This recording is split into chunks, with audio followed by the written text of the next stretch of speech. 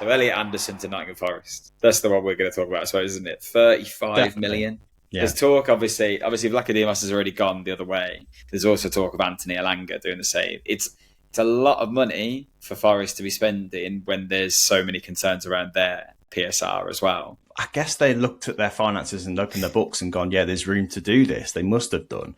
But it can't happen without moves happening in other directions. And that's the thing. There's so many clubs in that questionable area of PSR, borderline skirting the rules, that are kind of going, we need to get some money coming in here. Quite a few academy players have obviously gone because of the pure profit that they're going to generate. I think Elliot Anderson's a decent future deal, Dave, don't you? Because, I mean, for Newcastle, he didn't feature as much as he'd have liked to last season with injury towards the end. But I think they're getting a player with a lot of potential and quite a high ceiling considering.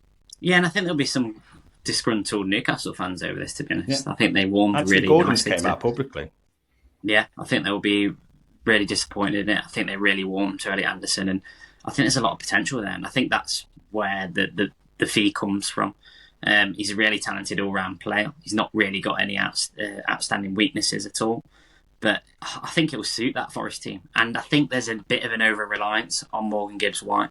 So I think to have him in there with Gibbs-White and provide that bit of creativity, I don't think we've seen enough of it at this level. But again, it was his first real, campaign as such for Newcastle. And like you say, it was curtailed, unfortunately, by that back injury. I think he was out for nearly 4 months, which is really unfortunate. But I feel as though he will give a bit more creativity in those areas. He's really good carry the ball. He's a great dribbler.